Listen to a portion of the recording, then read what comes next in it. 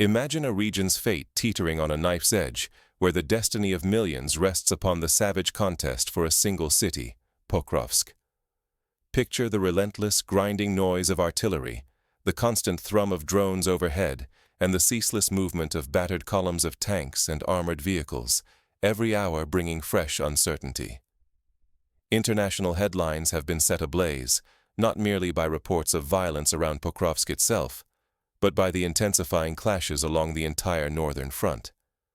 This is not just another battle, it is a crucible, where the future of Ukraine's eastern defense, and perhaps the wider balance of power in Eastern Europe, is being forged in fire and blood. Military analysts have coined a chilling term for what is unfolding: the Pokrovsk funnel. This metaphor captures the relentless, inescapable nature of the trap-consuming Ukrainian troops, equipment, and morale at a rate not seen since the darkest days of the war. Imagine for a moment the infamous Kessel battles of the Second World War, such as the encirclement at Stalingrad, or the cauldron at Korsun-Shevchenkovsky, when entire armies were swallowed by the iron jaws of siege.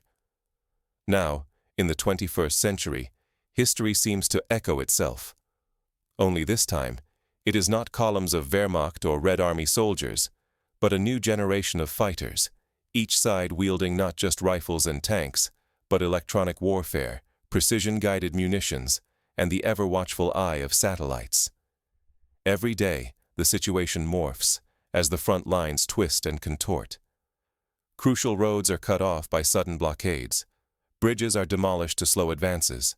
Tunnel networks underneath the city become staging grounds for subterranean duels, reminiscent of the underground struggles in the First World War, at places like Vimy Ridge or Verdun.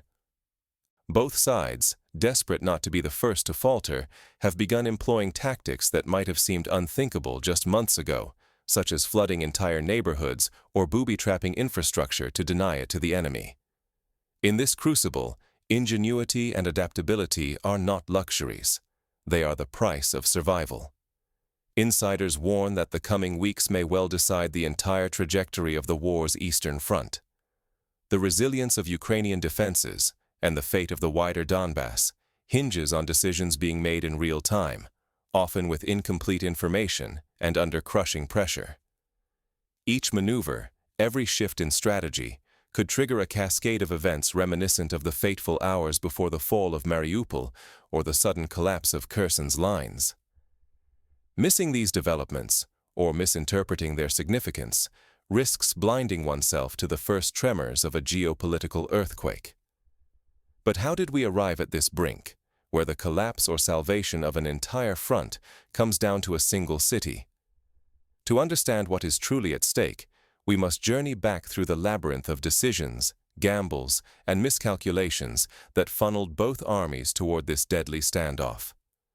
Let us rewind to the weeks and months leading up to this moment. The region west of Pokrovsk, once a patchwork of industrial towns, neglected railway spurs, and rural crossroads, has, by a combination of geography and strategic necessity, become the axis on which military fortunes now turn. Not unlike the Ardennes during the Battle of the Bulge, or the highways outside Baghdad in 2003, the area has become a magnet for forces on both sides seeking a decisive breakthrough.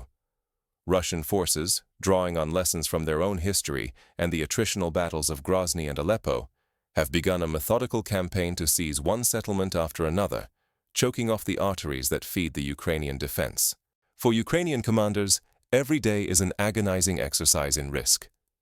Imagine a chess grandmaster, forced to sacrifice valuable pieces just to avoid checkmate. Reserves that might have stabilized quieter sectors must be stripped and thrown into the maelstrom around Pokrovsk. Each time a brigade is redeployed, commanders face a brutal calculus: reinforce Pokrovsk and risk exposing Dobropilya or Konstantinovka to sudden assault. Try to defend everywhere and risk losing everything in a rolling collapse. These are not abstract dilemmas. They are the precise, real-time decisions that shape the outcomes of battles from Kursk to Kherson, and now replay themselves in the command centers west of Pokrovsk. The front itself is a living, shifting thing, a rope in a deadly tug-of-war. In the shadow of Dobropilya, Ukrainian and Russian troops clash in swirling, close-quarters battles that leave entire neighborhoods unrecognizable. Outside Konstantinovka, last-ditch stands reminiscent of the desperate fights for Fallujah or Hue leave both sides reeling. Along the battered banks of the Zaporizhia River, engineers work feverishly to repair pontoon bridges under fire, while snipers and artillery duel for control of every crossing. Each kilometer gained or lost redraws the tactical map and raises the stakes, just as every block lost in Stalingrad 7 decades ago tipped the fate of that battle. As the ground war intensifies, so does the contest for narrative dominance. Military correspondents, official channels, and independent analysts bombard the airwaves and social media with conflicting accounts. Some trumpet decisive victories, claiming enemy units are in full retreat, while others warn of imminent catastrophe. The result is an information fog so dense that even soldiers on the front lines are often left guessing at what the coming dawn will bring. This is modern warfare, not only a battle for territory, but a war for perception, morale, and the hearts and minds of domestic and international audiences alike. In this theater, the terrain itself is as much a player as any general or division. Rail spurs funnel men, munitions, and supplies to the front, while shattered towns become fortresses or deadly choke points. Every intersection, factory, or rail yard is a potential prize. Control here could mean the difference between a successful defense and a catastrophic rout. In the Second World War, the capture of railway hubs such as Pokrovsk or the bridges at Arnhem proved decisive. Now, the fate of Pokrovsk's industrial parks may hold similar significance. Misjudging the situation is perilous. Anyone who fails to grasp the tangled logistics and ever-shifting tides can be caught off guard by sudden reversals, a panicked rout, a bold counterattack, or even the intervention of new actors that could spiral the conflict into new, unpredictable territory. Recall the mistakes made in Afghanistan in the 1980s, or the speed with which the front unraveled outside Debaltseve in 2015, when a single miscalculation led to disaster. Yet beneath the visible chaos, a ballet of tanks, drones, and infantry, a deeper, slower-burning contest rages. A test not only of firepower, but of endurance, innovation, and willpower. The outcome in this sector may tip the scales for the entire conflict, and perhaps shape the destiny of Eastern Europe for decades to come. But what of the people trapped within these shifting lines? What is daily life like for those fighting, and those simply trying to survive, in the shadow of Pokrovsk's looming crisis? Is this simply a siege, or a nerve-wracking duel between command centers, each daring the other to be the first to crack? Pokrovsk now sits on the cusp of encirclement. Some accounts claim that as much as 70% of the city is ringed by hostile forces, with every remaining supply route under relentless, precision-guided artillery fire. The lifelines that once sustained the city have shriveled to fragile threads. Convoys now run a gauntlet of mines, drones, and ambushes, with their margin for error virtually erased. On the Russian side, the advance is cold and methodical. Factories as far away as Nizhny Novgorod and Tula are running shifts around the clock, churning out tanks and armored vehicles in quantities not seen since the Cold War. This is not merely a battle of battalions, it is a duel of economies. The side that can outproduce, outlast, and outsupply the other may well determine the outcome, not just here, but across the entire theater. In the Second World War, it was American and Soviet industrial might that ultimately overwhelmed the Axis. Today, similar calculations play out in the shadow of Pokrovsk. For Ukraine, the pressure is suffocating. Reserves are depleted. Elite units are shunted from crisis to crisis, often with scant time for rest or rearmament. Morale teeters on a razor's edge, especially among defenders tasked with holding the most battered sectors. Rotations, which might once have lasted weeks, are now sometimes measured in mere days. Survival becomes a coin toss. Every hour brings new casualties, and with them, fresh doubts about the ultimate outcome. Desperation, however, is also the mother of invention.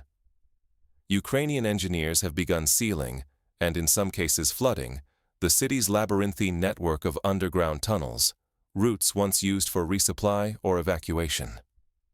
The aim is to deny Russian forces any subterranean advantage, but rumors swirl of chemical hazards being deployed underground, raising the specter of a grim escalation reminiscent of the gas attacks at Ypres over a century ago. Such measures underscore how high the stakes have risen beneath Pokrovsk's battered streets. The fight is no longer just local. In a development that has stunned observers, Russian sources have claimed the capture of a foreign mercenary, a first for this sector of the front. This suggests that international fighters, drawn by ideology, money, or a sense of adventure, are now operating openly in the conflict zone. Such an escalation raises the risk of outside actors being drawn deeper into the war, and with them, the possibility of unforeseen, uncontrollable consequences, as happened when foreign volunteers flocked to the Spanish Civil War or the mountains of Afghanistan. The psychological toll is immense. Military analysts now refer to Pokrovsk as a meat grinder, an echo of the language used to describe Verdun or the Somme. Attrition has reached levels so severe that neither side can sustain the current pace for long. Commanders are forced into impossible choices: reinforce here and risk collapse elsewhere, or rotate units and gamble with exhaustion, or worse, mutiny. The balance is so delicate that a single failed resupply, a lost platoon, or a breakdown in communications could trigger a cascade of failures, costing not just territory, but the cohesion of entire army groups and, perhaps, the stability of the region itself. If the ring around Pokrovsk snaps shut entirely, or if either side's gamble fails, the consequences will be seismic. The decisions made in the next several days will not merely decide the fate of a city. They may redraw the front lines, alter the region's demographics, and force new, deeply consequential choices upon the leadership in Kyiv, Moscow, and far beyond. The stakes now hinge on razor-thin margins. As the siege tightens, both sides are preparing bold, high-risk moves that could tip the balance and potentially reshape the war's future. Imagine the final days of Leningrad, or the last stand of the defenders at Dien Bien Phu. Pokrovsk now stands at the heart of a similar maelstrom. Military analysts warn that if Pokrovsk falls, a chain reaction could unfold. Defensive lines in neighboring towns may become untenable within days, opening a direct corridor towards Sloviansk and Kramatorsk, the twin bulwarks of Ukraine's eastern defense. The loss of Pokrovsk would not merely be about ground, it could break the very backbone of Ukrainian resistance, much as the loss of Bastogne would have shattered the Allied defense during the Battle of the Bulge. Ukrainian commanders are caught in an excruciating dilemma. Should they hold Pokrovsk at any cost, risking encirclement and the annihilation of their best units? Or should they order a tactical withdrawal, sacrificing ground to preserve their forces for future battles, possibly ceding irreplaceable leverage at the negotiating table? The echoes of Dunkirk, where a tactical retreat preserved the British Army for future fights, reverberate in these calculations. The logistical stakes are equally daunting. Should Russian forces seize full control of the city and its surrounding infrastructure, Ukraine's supply arteries could be severed with alarming speed. Frontline troops would face isolation, cut off from reinforcements, ammunition, and medical aid. What might begin as a local setback could quickly spiral into a strategic disaster, a domino effect, not unlike the rapid collapse of South Vietnamese defenses in 1975. Yet there is a third possibility: a protracted siege, draining both armies in a long, bitter stalemate. If Ukrainian defenders manage to hold, Pokrovsk could become a cauldron, drawing in ever greater numbers of men and material, grinding down both sides in a war of attrition neither can easily afford. History is replete with such drawn-out sieges, from Sarajevo in the 1990s to Aleppo in the last decade. In each case, the local agony reverberated well beyond the city's boundaries, reshaping politics and alliances for years to come. Beyond the battle, the mood in both capitals is shifting. Media outlets and official statements are preparing the public for difficult news. The growing talk of withdrawal is not simply about tactics. It is a psychological pivot, a signal that expectations are being recalibrated. Such shifts in narrative can ripple through the morale of troops on the ground and the calculations of Ukraine's foreign partners. Recall how, during the Second World War, the British government prepared its citizens for the possibility of defeat, urging a stiff upper lip. Here, too, information warfare is a front as vital as any other. The world is watching with bated breath.